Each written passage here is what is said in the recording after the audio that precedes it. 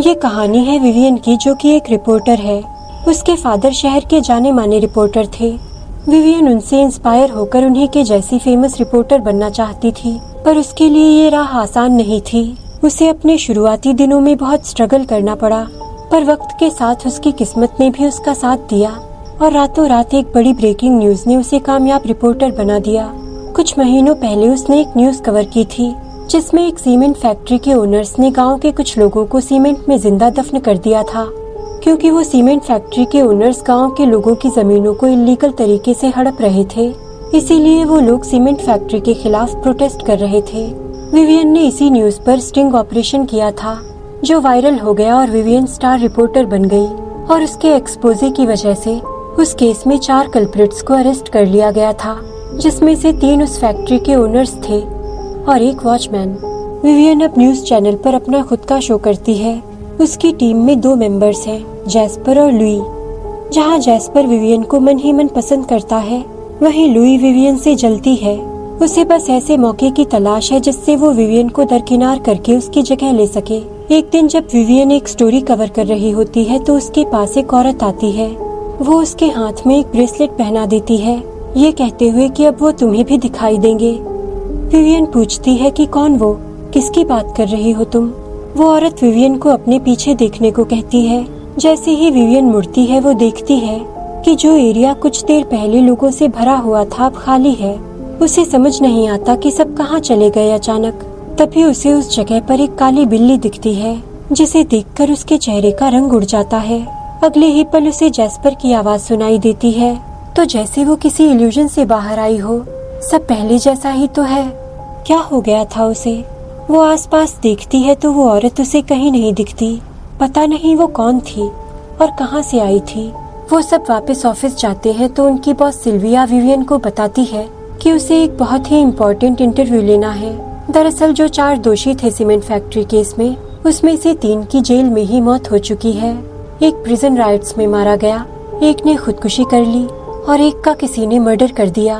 अब बस उनमें से एक ही बाकी है, जिसका नाम है अर्नेस्टो। वो सीमेंट फैक्ट्री का वॉचमैन था। कहा जाता है कि वही गांव वालों को वहां लाया था और उन्हें मारने में ओनर्स की मदद की थी, पर उसके खिलाफ कभी कोई सबूत नहीं मिला। इसीलिए अब उसे जेल से रिहा कर दिया गया है और सिल्विया चाहती है कि विवियन उसका इंटरव्यू ले, पर विवियन ये इंटरव्यू नहीं लेना चाहती। सिल्विया कहती है कि सोच लो, ये तुम्हारे लिए एक सेकेंड चांस है। ये पहले की ही तरह तुम्हारे लिए सनसनीखेज होगा। अब ये तुम पर है कि तुम अपने करियर में आगे बढ़ना चाहती हो या जहाँ हो वहीं अटके रह जाना चाहती हो। ये सुनकर विवियन इंटरव्यू लेने के लिए राजी हो जाती है। तभी विवियन की नजर बेंजी पर पड़ती है, जो कभी उसका बॉयफ्रेंड हुआ करता था। वो विवियन के साथ एज अ कैमरामैन काम करता था, पर उस सीमेंट फैक्ट्री वाली स्टोरी के बाद वो दोनों अलग हो गए थे और बेंजी कैमरामैन का काम छोड़कर अब न्यूज चैनल का आर्काइव डिपार्टमेंट संभालने लगा था। ऐसा क्यों हुआ था, ये जानने के लिए वीडियो में बने रहें। अगले दिन विवियन अपने शो के लिए 2 क्रिमिनल्स का इंटरव्यू ले रही होती है। वो उनसे पूछती है कि उन्हें क्राइम करते हुए कैसा महसूस होता है, वो क्राइम करते क्यों हैं, क्या सामने किसी का दुख दर्द देखकर उनका दिल नहीं पसीजता। पहले तो वो उससे नॉर्मली बात करते हैं। वो कहते हैं कि उन्हें क्राइम करने में मजा आता है, पर अचानक उनके चेहरे के हाव भाव बदल जाते हैं और वो कहते हैं कि तुम हमसे क्या पूछ रही हो, तुम भी तो हमारे जैसी ही हो, तुम भी तो दूसरे लोगों की तकलीफ एंजॉय करती हो। उनके चेहरे पर क्रीपी सी स्माइल छा जाती है। विवियन घबरा जाती है और नोटिस करती है कि रूम में उसके और उन 2 क्रिमिनल्स के अलावा और कोई नहीं है। अचानक वो क्रिमिनल्स डरावने क्रीचर्स में बदलने लगते हैं। उनकी बॉडी सीमेंट से कवर्ड है और देखते ही देखते वो विवियन पर अटैक कर देते हैं। वो कहते हैं कि वो तुम्हारे लिए भी आएंगे, तुम भी नहीं बचोगी। विवियन डर से चिल्लाती है और अगले ही पल जैसे वो फिर से अपने इल्यूजन से बाहर आती है, सब लोग वहीं हैं, सब ठीक तो है। तो ये कैसे विजन्स आ रहे हैं उसे, क्या हो रहा है उसके साथ, उसे कुछ समझ नहीं आ रहा। विवियन किसी तरह दिन का काम खत्म करके सीमेंट फैक्ट्री वाली फुटेज देखने लगती है, क्योंकि कल उसे अर्नेस्टो के इंटरव्यू के लिए जाना है। तो वो रिसर्च पर्पस के लिए ये फुटेज देख रही है ताकि रिकॉल कर सके कि उस दिन एग्जैक्टली क्या हुआ था। वो देखती है कि जब उन प्रोटेस्टर्स को मारा जा रहा था, तब उनमें से एक औरत जोर जोर से एक मंत्र चैंट कर रही थी। साथ ही वो विवियन को देखते हुए कह रही थी कि कोई नहीं बचेगा। सबको अपने किए की भरपाई करनी होगी। विवियन को कुछ समझ नहीं आता। तभी उसे कुछ आवाज सुनाई देती है। उसे लगता है कि इतनी रात गए ऑफिस में कौन होगा। वो आवाज का पीछा करती है तो उसे कॉरिडोर में फिर से एक साया दिखता है, एक लड़की का जो खून से लथपथ है। वो लड़की उसकी ओर बढ़ने लगती है। विवियन बहुत डर जाती है और तभी अचानक दीवार से 2 हाथ निकलकर उसका गला पकड़ लेते हैं। विवियन डर से चिल्लाती है तो उसकी आवाज सुनकर वॉचमैन आ जाता है, पर तब तक वो लड़की गायब हो चुकी थी। विवियन को समझ नहीं आता कि बार बार उसके साथ ये सब क्या हो रहा है, ये हकीकत है या उसका भ्रम।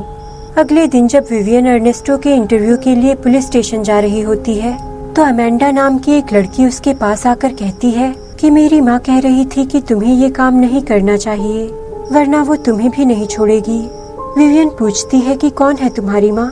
अमेंडा कहती है कि तुम मेरी मॉम को नहीं जानती, उनका नाम टेरेसा है, वही लेडी जो सीमेंट फैक्ट्री में मर गई थी, याद है, जो जोर जोर से मंत्र चैंट कर रही थी और चिल्ला रही थी कि कोई नहीं बचेगा। मेरी माँ ने कहा है कि तुम अर्नेस्टो से कबूल करवाओ कि वो उन मर्डर्स में शामिल था ताकि उसे सजा हो सके। विवियन कहती है कि मैं ऐसा नहीं कर सकती क्योंकि कोर्ट ने उसे रिहा कर दिया है, और जब तुम्हारी माँ मर चुकी है तो वो कुछ कैसे कह सकती है। अमेंडा कहती है कि वो तुमसे भी जल्द कांटेक्ट करेंगी। विवियन ये सुनकर बहुत डर जाती है। तभी लुई विवियन को बताती है कि इंटरव्यू की सब तैयारी हो चुकी है। विवियन इंटरव्यू लेने चली जाती है। अगले सीन में विवियन अर्नेस्टो के साथ होती है। विवियन उससे पूछती है कि जो हुआ क्या उसे उसका अफसोस है। वो उसकी ओर देखकर कहता है कि उस हादसे से सबसे ज्यादा फायदा तो किसी और को ही हुआ, जैसे उसका सीधा इशारा विवियन की ओर ही हो। तभी अचानक वो उसके हाथ पर सेम वैसा ही ब्रेसलेट देखती है जैसा उसे उस औरत ने पहनाया था। अब विवियन फिर से एक एंटिटी को देखती है जो अमेंडा के ठीक पीछे खड़ी है। ये वही लेडी थी जो सीमेंट फैक्ट्री की फुटेज में मंत्र पढ़ रही थी, यानी टेरेसा, अमेंडा की माँ। इससे पहले कि विवियन कुछ समझ पाती, अमेंडा अचानक अर्नेस्टो को गोली मार देती है। अमेंडा खुद को भी गोली मारने वाली होती है, पर जैस्पर उससे गन छीन लेता है और पुलिस उसे तुरंत अरेस्ट कर लेती है। विवियन शॉक्ड है। अब लुई को विवियन पर शक हो जाता है कि ये जो विवियन की सीमेंट फैक्ट्री वाली स्टोरी है, ये जरूर विवियन की कमजोर नब्ज है। इसीलिए वो आर्काइव रूम में बेंजी से मिलने जाती है। वो विवियन का एक्स है, वही उसके साथ उस एक्सपोजे पे काम कर रहा था। उसी से उसे कुछ इन्फॉर्मेशन मिल सकती है। पहले तो बेंजी उसे अवॉइड करने की कोशिश करता है, पर उसे अचानक लुई के पीछे टेरेसा की स्पिरिट दिखाई देती है। बेंजी कुछ सोचकर लुई को एक पेन ड्राइव देता है, ये कहते हुए कि विवियन का राज इसमें है। उस पेन ड्राइव पर किटी मैरी लिखा हुआ था। लुई पेन ड्राइव लेकर चली जाती है, पर इधर बेंजी को अभी भी टेरेसा की स्पिरिट दिख रही है। साथ ही वहाँ कुछ और भी स्पिरिट्स अपीयर होती हैं जो उसे लगातार घूर रही हैं। बेंजी एक फोक लेता है और अपनी आंखों के करीब ले जाता है और सीन यहीं कट हो जाता है। इधर विवियन एक थेरेपिस्ट से मिलती है और उसे बताती है कि उसे मरे हुए लोग दिखाई दे रहे हैं, ऐसे लोग जिन्हें वो जानती नहीं और ऐसे लोग भी जिन्हें वो जानती है, जैसे उसकी फ्रेंड एलिना। थेरेपिस्ट उससे पूछती है कि एलिना कौन। तभी विवियन एलिना की स्पिरिट को वहीं रूम में अपने पास बैठे हुए देखती है और वो उसकी ओर देखते हुए क्रीपी तरीके से मुस्कुरा रही है। यहाँ मैं क्लियर कर दूं कि उस रात जब विवियन सीमेंट फैक्ट्री की फुटेज देख रही थी, तब कॉरिडोर में उसने एलिना की ही स्पिरिट को देखा था। अब यहाँ हमें विवियन के पॉइंट ऑफ व्यू से एक फ्लैशबैक दिखाया जाता है। ये बात तब की है जब वो अपने काम में नई थी और करियर में स्ट्रगल कर रही थी। उस वक्त उसकी न्यूज एजेंसी के ऑफिस में एलिना टॉप रिपोर्टर थी। वो अपने काम में बहुत अच्छी थी और नेक दिल भी। उस वक्त विवियन की माँ कैंसर से जूझ रही थी। फाइनेंशियल प्रॉब्लम्स भी थी उसकी जिंदगी में, इसीलिए उसके लिए बहुत जरूरी था अपने करियर को स्टेबल करना। वो अपनी माँ की बीमारी की बात एलिना को बताती है और उससे मदद मांगती है। एलिना कहती है कि देखो, इस फील्ड में बने रहने के लिए तुम्हें कुछ कंट्रोवर्शियल न्यूज ढूंढने की जरूरत है जिससे तुम्हें फायदा और पॉपुलैरिटी मिले। जैसे मैं अभी एक स्टोरी पर काम कर रही हूँ जिसमें एक आदमी अपने रेस्टोरेंट में बिल्लियों को मारकर उसकी डिश अपने कस्टमर्स को खिलाता है। जब ये खबर दुनिया के सामने आएगी तो देखना कितनी बड़ी बात होगी। तुम्हें भी इसी तरह की खबरें ढूंढ कर लानी चाहिए। अब विवियन घर पहुंचती है तो उसे एक आइडिया आता है। वो अपने पड़ोसी की बिल्ली, जिसका नाम किटी मैरी था, उसे मारकर उसकी डिश बनाकर ऐसे एंगल से शूट करती है कि ऐसा लगता है कि ये सब उसी रेस्टोरेंट में हो रहा है जिसकी बात एलिना ने कही थी। और ये वही बिल्ली है जो उस दिन विवियन को ब्रेसलेट पहनने के बाद दिखी थी। वो उस फुटेज को अपनी बॉस सिल्विया को दिखाती है। सिल्विया को लगता है कि विवियन ने सच में कोई स्टिंग ऑपरेशन किया है। इस न्यूज का क्रेडिट विवियन को मिल जाता है और इस स्टोरी के चलते विवियन स्टार रिपोर्टर बन जाती है। जब एलिना को इस बात का पता चलता है तो वो विवियन को कन्फ्रंट करती है। वो उसे धमकी देती है कि वो उसकी इस चोरी को, उसके झूठ को सबके सामने ला देगी। विवियन एलिना को रोकने की कोशिश करती है, जिस वजह से उनके बीच हाथापाई शुरू हो जाती है। एलिना को विवियन का धक्का लगता है और वो एक गाड़ी के नीचे आ जाती है। विवियन उसे हॉस्पिटल में एडमिट कराने की कोशिश नहीं करती, जिस वजह से वो वहीं सड़क पर दम तोड़ देती है। तभी विवियन को थेरेपिस्ट की आवाज सुनाई देती है और वो प्रेजेंट में वापस आ जाती है। थेरेपिस्ट उसे परेशान देखकर पूछती है कि क्या हुआ, पर विवियन अपनी जिंदगी का इतना बड़ा राज किसी के सामने नहीं ला सकती। वो वहाँ से बिना कुछ कहे निकल जाती है। अचानक उसे अमेंडा की बात याद आती है। शायद उसके पास उसके सवालों का जवाब हो। वो उससे जेल में मिलने पहुँचती है और उससे पूछती है कि ये सब क्या हो रहा है मेरे साथ, और तुमने अर्नेस्टो को क्यों मारा। अमेंडा मुस्कुराती है और कहती है कि मेरी मॉम ने मुझे उसे मारने को कहा था। वो किसी को नहीं छोड़ेंगी। जो सीमेंट फैक्ट्री में मौतों का जिम्मेदार है, उन सबको कीमत चुकानी होगी। तुम भी तो वहाँ चुपचाप तमाशा देख रही थी, तुम भी भुगतोगी। तभी विवियन अमेंडा के पीछे टेरेसा की स्पिरिट देखती है। अमेंडा कहती है कि अब मेरा भी वक्त आ गया है, मुझे भी मरना होगा। ये सुनकर विवियन हैरानी से कहती है, पर तुम तो वहाँ थी भी नहीं, तो फिर तुम कैसे जिम्मेदार हो उन मौतों की। अमेंडा कहती है क्योंकि ये सब मेरी वजह से हुआ था।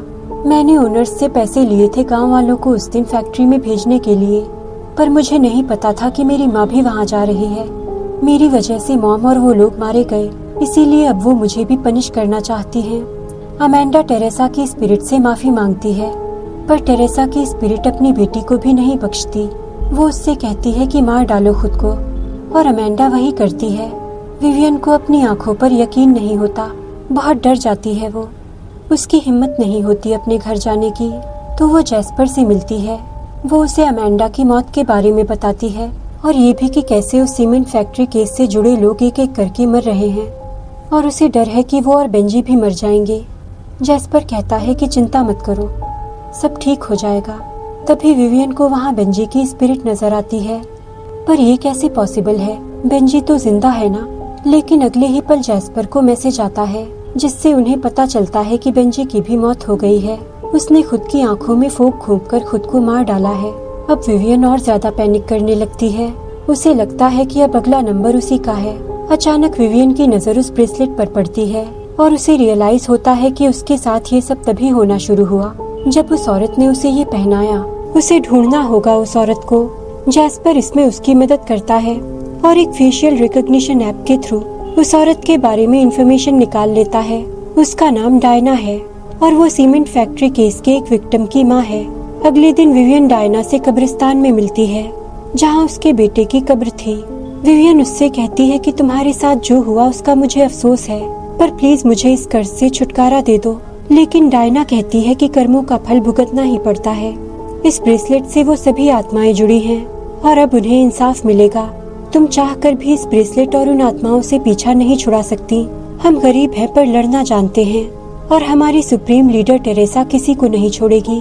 अब यहाँ हम अंदाजा लगा सकते हैं कि वो प्रोटेस्टर्स जो वहाँ के लोकल्स थे किसी तरह के जादू टोने के प्रैक्टिशनर्स रहे होंगे और टेरेसा और डायना ऐसी ही चीजों से जुड़े थे, जिसका इस्तेमाल अब वो इंसाफ पाने के लिए कर रहे हैं। डायना वहाँ से जाने लगती है तो विवियन उसे रोकने की कोशिश करती है, पर तभी वो पास ही खुद ही एक कब्र में गिर जाती है। अचानक बहुत से डरावने हाथ विवियन को खींचने लगते हैं, पर तभी जैस्पर आकर उसे कब्र से बाहर निकाल लेता है। वो उससे पूछता है कि ये सब क्या और क्यों हो रहा है।